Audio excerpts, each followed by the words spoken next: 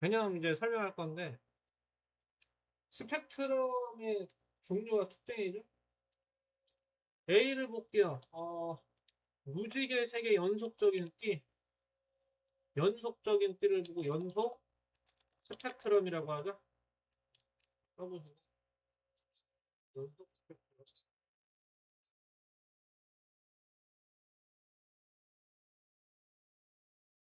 그냥 쓰는 것 같죠? 연속 스펙트럼 위에 나타난 검은색 선. 검은색 선은 흡수했기 때문에 흡수 스펙트럼. 까만색이 흡수했다는 거예요. 검은 선 위에 나타나는 밝은 선. 밝은 선을 튕겨내서 방출 스펙트럼. 그렇죠? 자, 스펙트럼의 종류와 특징. 빛을 분광기에 통과시키면 분광기 빛을 쳐주시고 파장 동그라미 치시고 파장에 따라 나누어져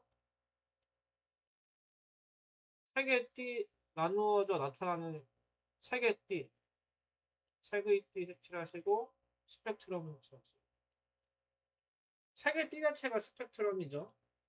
스펙트럼은 크게 세 가지로 구분된다. 세 가지 동그라미 치시면 고원의 광원에서 나오는 빛이 고온의 광원 빛이 직접 전달될 때 색칠하시고 나타나는 무지개색의 띠 연속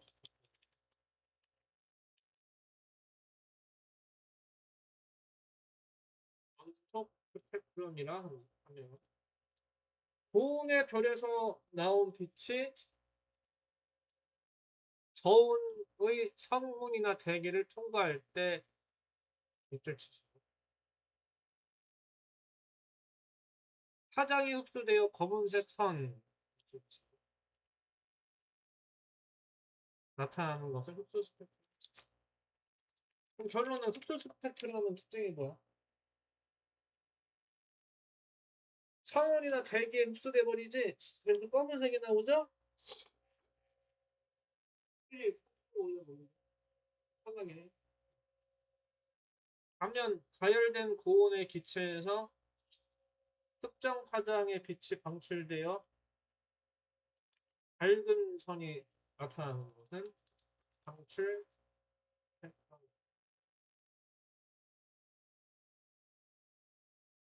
이제 고온의 기체. 그럼 결론은 두 가지네. 저온의 기체를 만나면은 저온의 기체를 만나면은 저온의 성온이나 대기를 만나면은 파장이 흡수되고 고온의 기체에서는 특정 파장의 빛만 방출되죠. 결론. 저온은 흡수, 고온은 방출. 넘어가요? 그 다음 밑에. 스펙트럼을 통한 원소 분석 기초. 자, 원소를 어떻게 분석하느냐? 스펙트럼을 통해 한다고. 자, A, B, C 세 가지 요소. 위치, 개수, 굵기다. 그러면 A선은 A는 뭐다? 위치 또는 파장이고 B는 뭐다? 개수고 C는 뭐다? 굵기다. 그러니까 A, B, C 선을 구분할 때는 위치로 할 수 있고 개수로 할 수 있고 굵기로 할 수 있어요. 저 휴지 있죠 여기. 좀 써요. 뒤집게 선의 세기 또는 두께 선폭이라고 하고 세기 또는 선폭이라고 하고 이 해당 원소가 차지하는 비는 질량비죠. 그러니까 원소가 갖고 있는 건 질량이에요. 그래서 질량비가. 볼게요. 물질을 구성하는 원자는 고유한 에너지 상태를 가진다. 에너지를 갖고 있어 보는 거죠. 그래서 원소의 종류에 따라 스펙트럼이 나타나는 선의 A는 위치. 두 번째. B는 개수. 세 번째. C는 굵기. 어디 위치냐, 몇 개냐, 얼마나 굵냐에 따라 다릅니다. 이를 이용하면 멀리 떨어진 별의 스펙트럼을 분석하여 멀리 떨어진 밑별치. 그 빛을 구성하는 원소의 종류 밑줄치를 알 수 있다. 또 스펙트럼이 나타나는 흡수선에 이것을 분석하면 흡수선의 색이죠. 얼마나 센가를 분석하면 각 원소의 뭐도 알 수 있다? 질량비도 알 수 있다. 곧 원소가 흡수하냐 방출하냐에 따라서 위치, 숫자, 굵기, 세기 등으로 원소의 종류를 파악할 수 있죠. 질량비까지 파악할 수 있죠. 원소의 종류. 세기는 질량비. 이는 원소 밀도가 높을수록 밀도 밑을 치수. 밀도가 높을수록 해당 파장의 빛을 더 많이 흡수하시고 선이 굵고 진하게 하기 때문에 밀도 높으면 굵고 진해진다. 넘어갈게요. 자, 그다음 과학 질문. 우주 원소의 분포 밑을 치시고 야 감기 걸어서 힘들겠다. 나도 빅뱅 우주로 그치. 그럼 우주를 구성하는 원소의 대부분은 뭐와 뭐냐면 수소와 헬륨이야. 그래서 천문학자들이 뭐 편하게 막 써. 상관없어. 다 써도. 천문학자들이 우주 전역에서 오는 별빛의 스펙트럼을 분석한 결과 수소와 헬륨의 A는 이거 개념학입니다. 원소들 간의 무게 비율을 질량비라고 합니다. 무게의 비율은 질량. 수소와 헬륨의 구체적인 비율 수치 3대 1이다. 3대 1. 왜냐? 수소가 74%, 수소 74%, 헬륨은 24%. 대략 3대 1이다.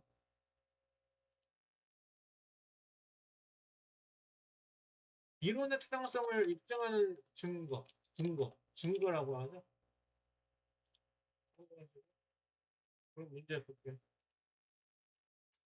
수소와 헬륨의 이것은 질량비 탈수. 질량비는 약 이것인 것으로 알려져 있다. 보다 3대 1인 것으로 알려져 있다. 이는 과거 빅뱅 우주론에서 우주 초창기 팽창 과정을 통해 예측했던 것과 매우 일치한다. 이러한 관측 결과 빅뱅 우주론을 뒷받침하는 결정적인 그거 중에 하나가 근거.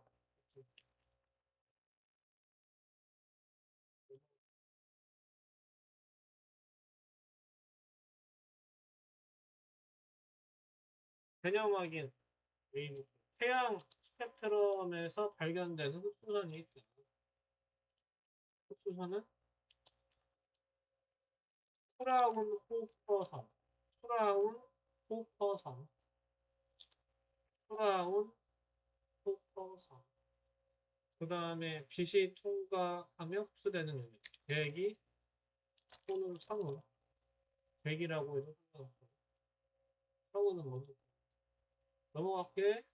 자, 태양의 스펙트럼을 정밀하게 한 처럼 비밀 한번 느껴보세요. 태양의 스펙트럼을 정밀하게 관찰하면 수많은 검은색 선이 발견되는 검은색 선. 이를 이것이라고 한다. 브라운 호퍼선.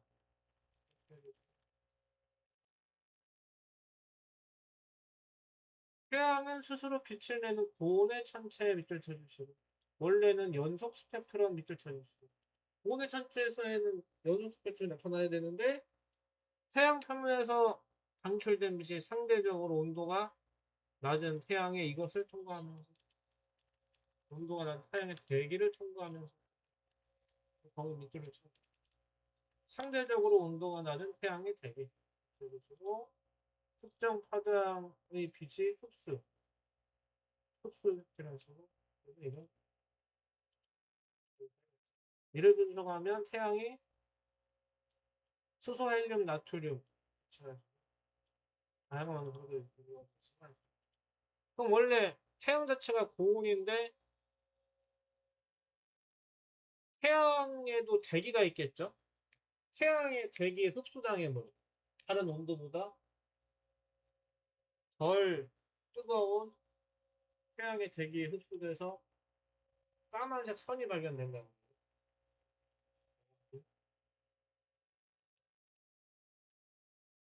우주 원소 분포의 분석. 원소 분포 흡수.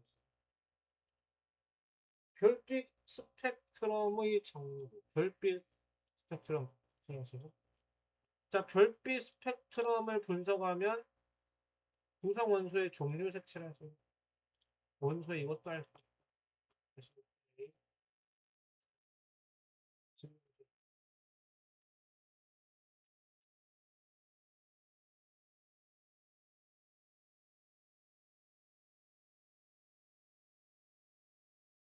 별빛 스펙트럼. 원소가 차지하는 무게의 비율을 질량비라고 하죠. 그 다음에 파장 변화를 통한 운동 분석 원리. 도플러라고 써, 도플러. 자, 별빛 스펙트럼을 분석하면 원소에 이것도 할 수 있다. 바로 질량비죠. 원소의 종류뿐만 아니라 질량비도 할 수 있고, 꼭두선의 세기, 선폭을 비교하면 밀도가 높을수록 강한 선, 밑줄 쳐주세요. 이를 통해 별의 표면 온도 밑줄 쳐주시고, 별이 우리에게서 멀어지는지 가까워지는지를 그러니까 별이 멀어지는지 가까워지는지 파장을 통해서 온도나 멀어지는지 가까운지를 파악하는 원리가 무슨 효과? 도플러 효과다. 그럼 도플러는 알 수 있는 첫째 뭘 알 수 있어요? 표면의 온도.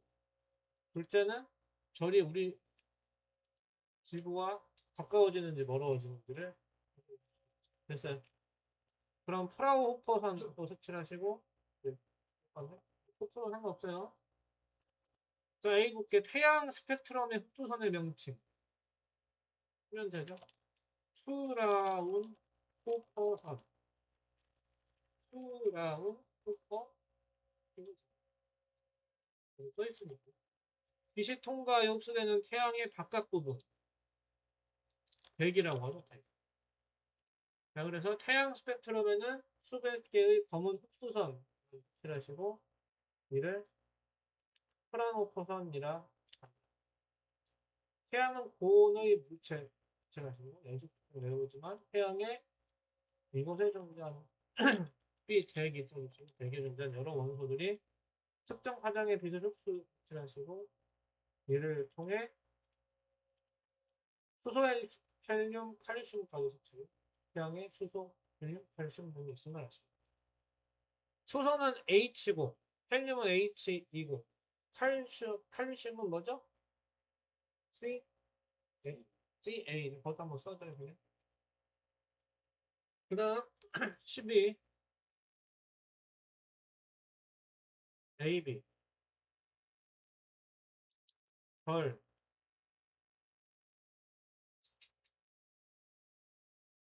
B를 구성하는 두 가지.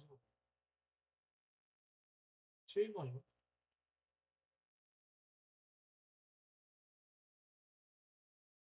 그러면 지문 읽으면 알 수 있는데 이거 그냥 풀어볼게. 실험에서 미지의 별 AB인데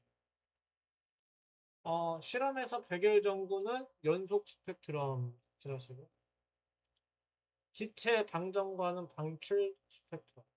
그러면 백열 전구 수치라고 연속 스펙트럼. 방전관 수치라고 방출 스펙트럼. 그럼 방출 스펙트럼은 특정 색만 방출되는 거지.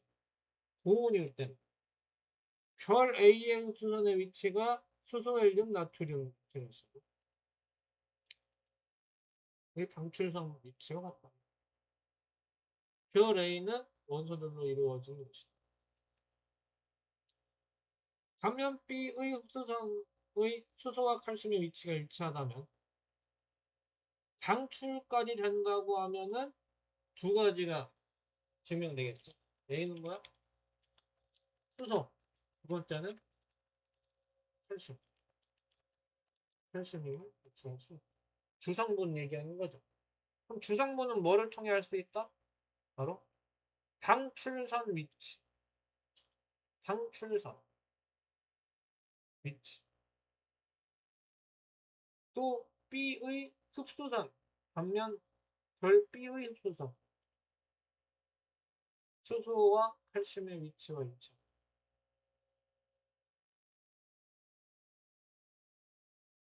별 B의 주성분은 수소와 칼슘인 걸 알시. 자, 이게 무슨 말인지 한번 얘기해봐요.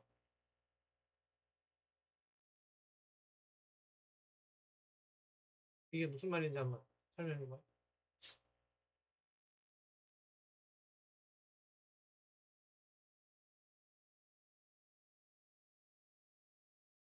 아, 알려줘봐. 어, 별 A의 흡수선의 위치 있지, 흡수선. 흡수선이 수소, 헬륨, 나트륨이에요. A가. 근데 흡수 위치가 수소, 헬륨, 나트륨인데 방출선의 위치와 같아. 방출된 거랑 같아. 그러면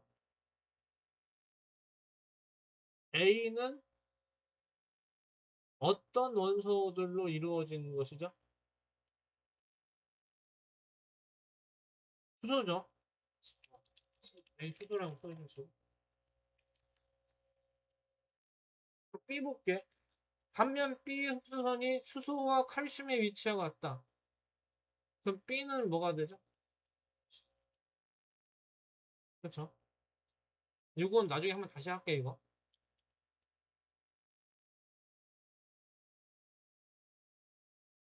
그래서 별 B를 구성하는 두 가지 원소가 아까 수소와 칼슘이 된 거고.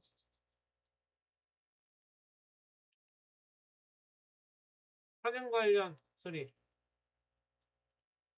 13은 우주를 구성하는 원소의 대부분은 A와 B다. A는 당연히 수소가 되죠. B는 헬륨이 되죠. 아까 3대1 했죠. 3대1. 헬륨이라고 써주시고. 이들은 빅뱅 이후 우주 초기에 우주가 팽창하는 과정에서 생성 우주 팽창 색칠하죠. 이후 별과 은하를 이루는 근본적 재료 색칠하죠. 스펙트럼 분석을 통해 우주 전체에 이 원소들이 널리 퍼져 있음 가장 많이 발견된다는 거. 넘어갈게요. 14. 두 원소의 질량비 수소 헬륨이니까 3대1이고 수소의 비중은 몇 퍼센트? 74. B는 74. 헬륨은 24. 둘 다 4로 끝나죠? 74, 24. 이렇게만. 스펙트럼의 흡수선의 세기를 분석한 결과 우주에 존재하는 수소와 헬륨의 질량비는 약 몇 대 몇이다? 3대1인 것으로 밝혀졌다. 만약 수소가 약 몇 퍼센트? 74%. 헬륨이 약 몇 퍼센트? 24%지. 23%를 차지한다. 이는 현대 천문학의 핵심적인 관측 데이터 중에 하나입니다. 그 다음 빅뱅 우주론의 결정력. 현대 우주론의 명칭은 빅뱅 띄고 우주론. A는 시험에 나오고 이론을 증명하는 실제 관측 자료는 증거라고 합니다. 수소와 헬륨의 질량비가 3대1은 사실은 빅뱅 띄고 우주론에서 예측한 값과 실제 관측값이 일치한다는 것을 의미합니다. 이는 우주가 한 점에서 시작되어 계속 팽창하고 있다는 이론 밑줄 쳐주십니다. 뒷받침하는 강력한 이것이 되면 뭐가 된다? 증거가 된다. 즉 스펙트럼 분석은 우주의 기원을 밝히는 일입니다. 끝났죠? 문제 풀어보시고